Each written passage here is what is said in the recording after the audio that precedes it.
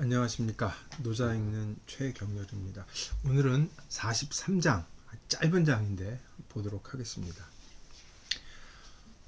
천하지지유, 치빙천하지지견, 무유입무간, 오시이지 무위지 유익이라. 불언지교 무위지익은 천하히 급지라. 이거 문장을 보시면 아시겠지만 어조사가 거의 없죠. 굉장히 불친절한 문장에다가 의미도 좀 이상하고, 그리고 또 한문 구문으로 봐도 괴상하다는 생각이 들 수밖에 없는 문장인데, 일단 왕필본을 먼저 보고 그 다음에 요거는 백서본을 좀 읽어야 해석 차이가 도드라지게 나타나기 때문에 보도록 하겠습니다. 천하의 지극히 부드러운 것이 주어져. 부드러운 것이 천하의 가장 견고한 것을 치빙한다, 매달리게 한다, 움직인다. 이게 이제 타동사고, 이게 이제 목적어가 되는 거죠. 무유, 형체가 없는 것이, 이게 주어입니다. 한문에 이런 문장이 가능하죠. 형체가 없는 것이 틈이 없는 것으로 들어간다. 괴상한 문장입니다. 들어간다.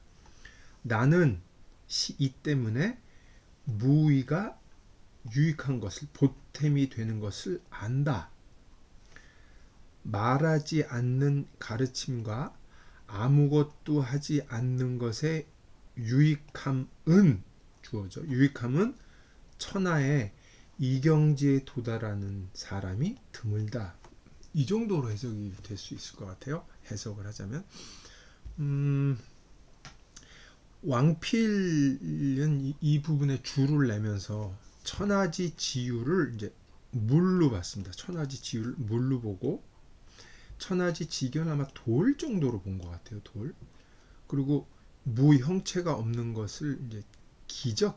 공기, 기 정도로 본 것 같아요. 그래서 천하지지유한 물이 천하의 가장 그 단단한 돌을 치빙, 움직인다, 매달리게 한다. 우리 홍수, 산속에 사신 분들 잘 아실 거예요. 산간에 사신 분들은 여름에 장마가 한번 나면 산에 있던 어마어마한 바위들이 길가로 막 나오고 있죠. 그걸 연상하시면 될 거예요. 그걸 치빙이라고 쓴 거죠. 그걸 이제 하나로 보고, 두 번째는 무유, 기적, 기.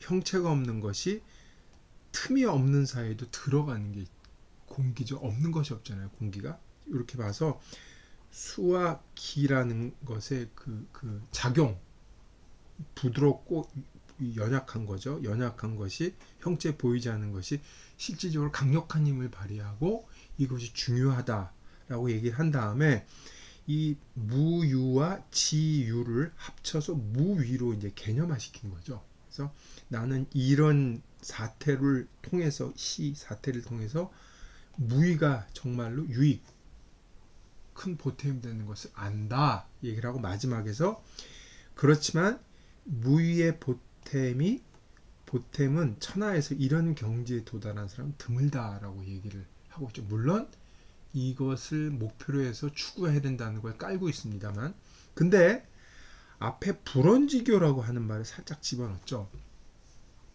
제가 누누이 말씀드립니다만, 한문에서는 이렇게 무이지, 이 천하지 물이나 이 기와 같은 자연물을 인간 세계에 적용하는 것이 이제 일반적인 논법이기 때문에 뭐 어색한 건 없지만, 여하튼 그 앞에 불언지교, 말하지 않는 가르침. 자연이 작동을 하죠. 지유가 지견을 치빙하고 무유가 무간에 입하는데, 이것은 하늘이 아무에게도 말하지 않고서 스스로 행하는 것이니까 불언지교가 되죠. 이것은 이제 인간 세계도 이러해야 된다라고 이제 얘기를 한 거죠. 여기서 이제 노자의 핵심 테마, 무위의 강력한 어떤 힘, 작용, 보이지 않는 것, 의식하지 않고 움직이는 것, 이거를 얘기를 한 거죠. 요게 이제 왕필의 해석일 겁니다.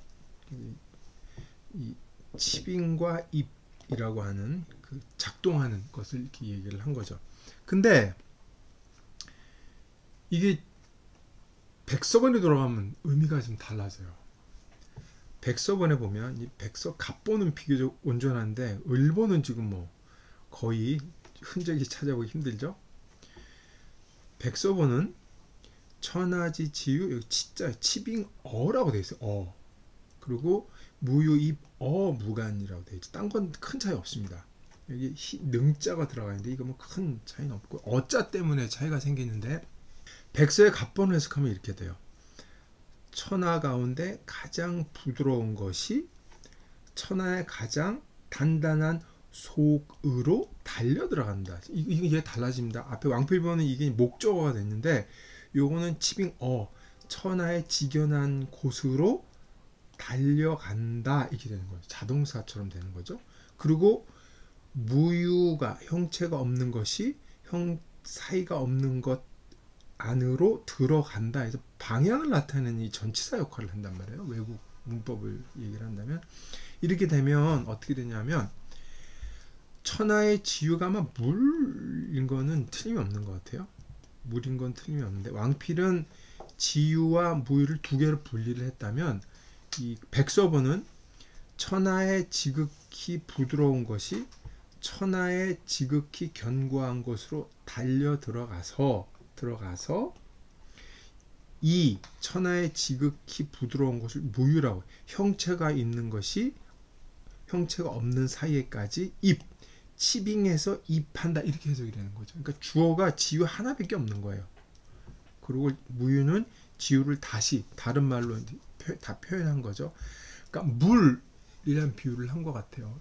이 노자에서 물은 굉장히 중요한 메타포지 않습니까? 그러니까 물은 이 지극히 견고한 것 속으로 바위 속으로 파고 들어가서 이 틈이 없는 것까지 스며 들어간다. 이 무유한 물이 이렇게 되는 거죠. 옛날 사람들은 그 큰 바위에 틈을 내서 거기 물을 넣어서 그 바위를 깨트렸지 않습니까? 이 굉장히 놀라운 기술인데 여하튼 그거를 상상하면 됐거든요. 물이 바위를 깨트리는 거예요. 그래서 안으로 들어가서 이 무유가 무간에 들어간다. 물의 위력을 얘기를 하고 이 물은 바로 도의 상징이고 사람이 배워야 하는 것을 얘기하는 거겠죠. 이렇게 되면 치빙이란 말이 해석이 제대로 됩니다. 이 왕필본의 치빙 같은 경우는 천하의 직연을 움직인다. 그거를 조정한다 하는데 이 치빙은 사실 말이 힘차게 달려가는 모습이기 때문에 물이 흘러가는 역동성을 잘 드러내지 못하죠. 이 직연을 목적으로 삼으니까 동사를 변형시킬 수밖에 없는데 백서본에 의해서 이 어조사 어자를 넣고 해석하면 물의 역동적인 그 치빙의 의미 그리고 입하고 치빙하고 연결된 지점에 정확히 부합을 하죠. 그래서 약간 의미가 달라지긴 합니다. 여하튼 근데 물이 도를 상징하고 이 불언지 교이며 무익을 나타낸다는 의미에서는 똑같다고 볼 수가 있겠죠. 이 43장은 무의라고 하는 것이 실상은 아무것도 하지 않는 게 아니라는 게 명확히 드러난 장이라는 것도 아마 기억해 주시는 게 좋을 것 같습니다.